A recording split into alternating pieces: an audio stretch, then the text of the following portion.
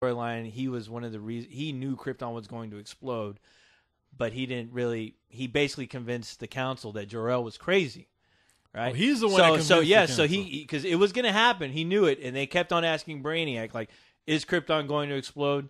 And he said, "No, Jor-El's discoveries are completely false. Don't listen to him." And basically, the planet exploded, but he knew it. And at the same time, before the planet exploded, he got all the information from the planet. So Brainiac goes to planet, takes all their information, destroys it. So that information is now. Oh, so he was before he Krypton, was a collector. Okay. He was a collector. So this is after Krypton. He became a collector of knowledge, and and that was his thing. And of course, then he finds Earth, and he realizes that Superman is there. And Superman finds out that he was part of the reason that Krypton was destroyed. So it's personal and now. It's a personal story, and that would make a kick-ass Superman fucking movie. You know what? I think you're right. Mm-hmm. And let me just say, I'm not as well versed in Superman as you are. Mm-hmm. I like Superman, but he's never been like my favorite hero. Mm-hmm.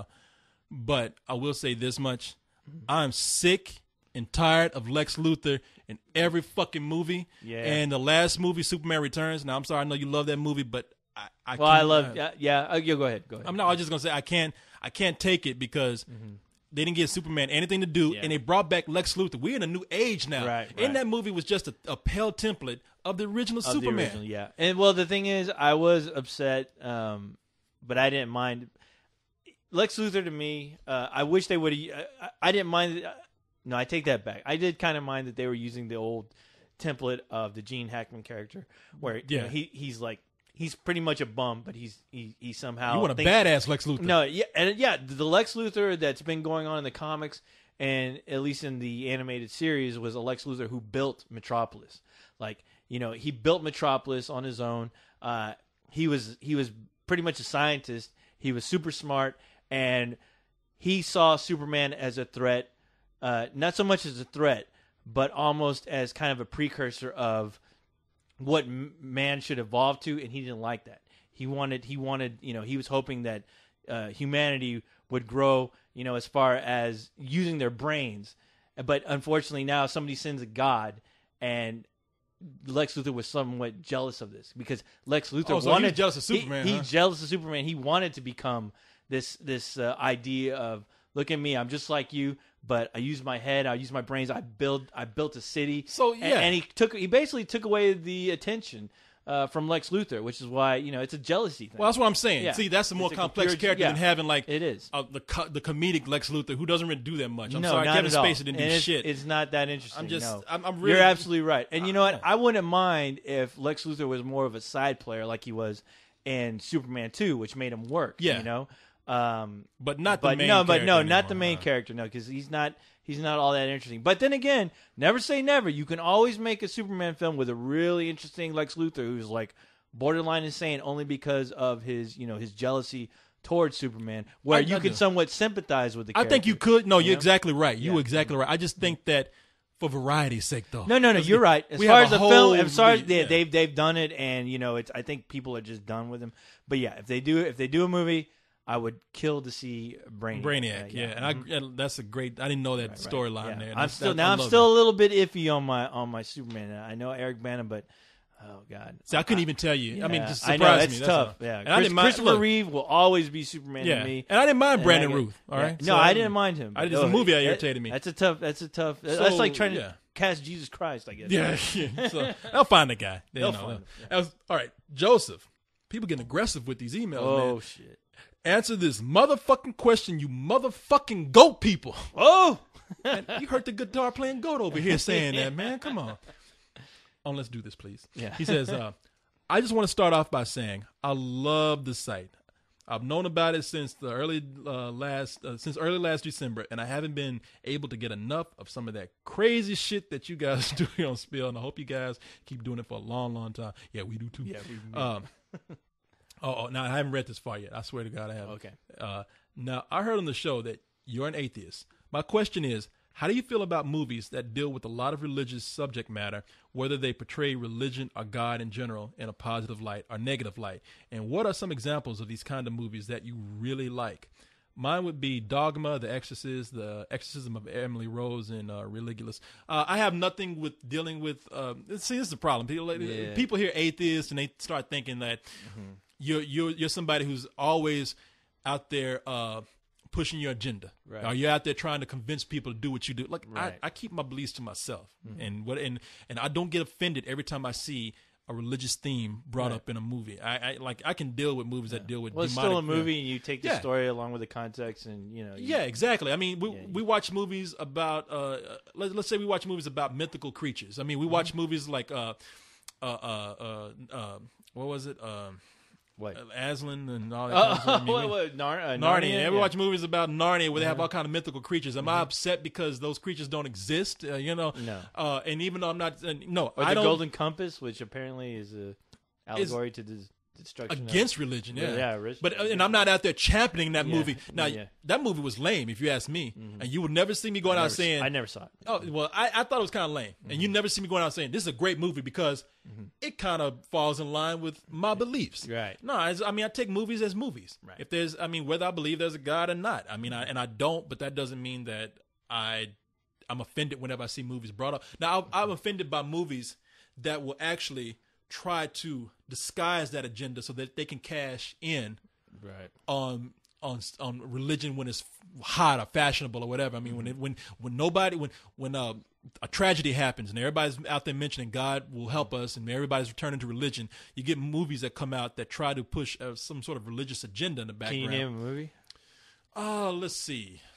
I was trying to think of one. I was trying to. Now this, I don't think this is a movie that's really trying to push. Oh, I saw a Civil War movie a long time ago. First of all, the movie was 4 hours long. Oh, all right. But I think they had some sort of Christian backing or something, and they tried to push it as a mainstream movie. Right. But was it called Gods and? Oh, not Gods and Monsters, but not Gods and Monsters, but it was a Civil War film. It was 4 hours long. Oh, now I'm trying to think of it. Now the movie wasn't that great, but they had scenes where they blatantly stopped and they pray. Now I don't have anything against them doing like these Kirk Cameron movies that come out. Like they had the I think it was called Fireproof or something like that. It was some movie. Hold on, put on the brakes. Are you talking about every single Tyler Perry movie that we get? Those. No, thank you. Oh, thank you, man. I never would have thought of that. But those Tyler Perry movies, they're pitched as comedies, and then they are pushing the agenda of like turn to Jesus. Every time they get a chance, every problem can be solved with Jesus. Yes. Look, when you want to especially taking in a stripper. You save her by introducing her to Jesus. Hey man, that's a good choice, right? That's perfect. Just hit me. Yeah. Tyler Perry is a very religious guy. I don't mind that, and I understand he's very close to what his belief. His character's funny. What works for him works for him. But every movie, every goddamn movie, they do something where there's a church scene, or they turn to God, or they mention, you need Jesus. I'm like, man, break it up a little bit. Yeah, just one movie where you just make a movie. Yeah, okay, I know it's your thing, but those Kirk Cameron movies I can take because they are straight up saying, hey, this is what we are, and you'll find those at Walmart, and they cater to a certain crowd, right? Exactly. So if people I think some people were irritated because the movie made millions, even though they cost like about 500,000. I saw the display stand for that crazy ass thing, and I'm like, I've never heard of this, but it was a huge display stand. I remember one day I went in, I saw the DVDs were all. The next day they were all gone. Yeah, and I'm like, that's that group, man. And while I have a lot against organized religion, that's my thing. Right. Yeah. I'm not out there with a billboard. Yeah, I'm not out there telling people don't buy this because religion is ruining the world. Yeah, I don't care. I don't think about it. If a movie's good, it's good. If it's terrible, and those movies are not that good, but the audience for them, they love that shit. It's the same people. It's just the same people who love Christian rock and all that shit. I mean that fucking shit's doing well. I mean, let's take tons of got tons of fans. I'm like, shit. We should start a Christian group, and we'll be making tons of money. I was thinking about that at one time. I was like, shit. Get old goat over there. Oh, Goatsy. Yeah, hey man, what do you think? What are you doing tomorrow? Not much. Making money. Making money. I mean, it's not even take religion. Making money from the Christians. But you take religion out of it. I mean, like. the people who buy Kids Bop. Right. You know, it's like, I think it sucks, but somebody's buying it. Yeah, and that ain't had nothing to do with religion. Yeah. I mean, it's like top Corey's brother's buying that. Yeah, my brother's buying it. Yeah, that's funny shit. Yeah, I'm laughing. Top 40 radio, man. I don't like that shit, true. but somebody buys it. Somebody's buying it. I'm not out there to judge people what they like. Me. Yeah, you like what you like. Leave me alone. So yeah, man. I have my beliefs don't interfere with a movie unless it's like something that's just does it a little bit too much, or is something that's trying to disguise itself as something else to cash in. True. So that's it, man. Mm-hmm. And I don't think Tyler Perry's cashing in. I've seen movies where I think they did try to, like Hollywood has made some movies with a religious theme. I even see some stuff on TV. Mm-hmm. Like I was watching some cop show last night. Yeah. And they actually had a part. It was just last night. Mm-hmm. And they had a part where this guy had to in order to save somebody, he had to say, "I accept Jesus with all my heart." And it's like, man, you're preaching to me. Yeah. And I don't want to be preached to. Exactly. Just like I don't. Hey, look. You're kicking people in the face, and it's a big like that. Now that is somebody slamming on the brakes when you're watching a movie. And you're like, okay, I see right through this. And I'm watching a fucking cop show in this. Yeah. How does this forward the story? I mean, I understand. Hey, listen, let me tell you something. The more subtle, the better. You know. And to be, hey, look, if you want me to look at both sides, if somebody made a movie where they were just really preaching non-belief in God or atheism or anything like that, I would be the same way. I was like, I don't need a message, okay? Stop. Yeah, okay. So let's go ahead and move. Hey, Lament, I was going to mention him, man. Oh, yeah. What about that kid? Man, Lament wrote an email. I'm not going to read it. I'm just looking at the email. Lament is a guy on the site. Oh, I'm sorry. Him and I have been going at it. You know, we've been like exchanging rough comments. I'm growing tired of our battles, old friend. Well, that's what he wrote. He was like, "Look, I don't want people to." I thought he was a guy who's like kind of a troll on the site. Right. And you know, to be honest, if you really want to know the truth, I think he was doing that. Mm-hmm. But this is what I'm talking about by trying to create a certain environment on the page that doesn't really tolerate that, or not even tolerate, but just doesn't influence that, right? Or reward it, or encourages it. Yeah. Mm-hmm. And I think because of that, because you're so open to people and people know you be fair with them, he said, "Look, I don't want people to think that we got some ongoing thing."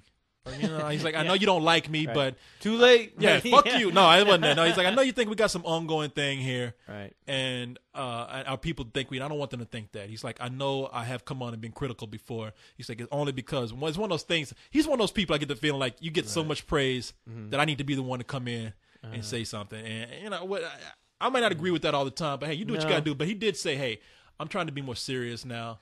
I'm trying to come in and be a better guy here." Yeah. You know, who knows? Maybe he saw something in the site to where he can have his own voice, and he doesn't have to get attention. It doesn't. Yeah, this site doesn't encourage that. We don't. No, you don't have to come here and be a character. Yeah.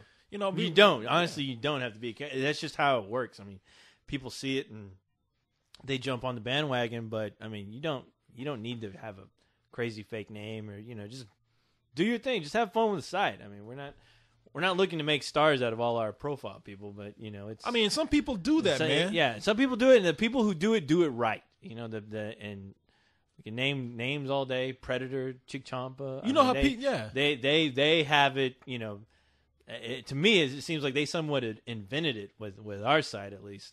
To where people can look at them and they can create their own alias and do their thing with it, and. But, you can usually almost tell when there's certain people are trying a little way too hard, where it's like, you don't have to try so hard because people aren't that stupid. They can see right through that. And they probably respect you, like you more if they could just tell, at least for an instant, you're trying to be at least honest with your opinion or your comments, and not trying to steal the show by being insanely outrageous, because it's a comment page usually. So, I don't know how crazy you can get with that before the joke just wears off and everyone just stops caring because they just see you, do your ridiculous thing after so long. Well, that people get a name for themselves by doing creative stuff or being cool with other people. Yeah. Just being cool. People just are witty. They're not on here trying too hard. Mm-hmm. And that's the kind of site it is. I mean, we don't know, like I said, I don't know how long that can maintain, but I mean, I think that's the kind of atmosphere we've all created. Yeah. I mean, you've gone in and been real cool with people, and I appreciate that. Who, me? Yeah, you. Oh. Yeah, no, you've been one of those people who's been real cool. Certainly with the ladies. Yeah, of course. But of course.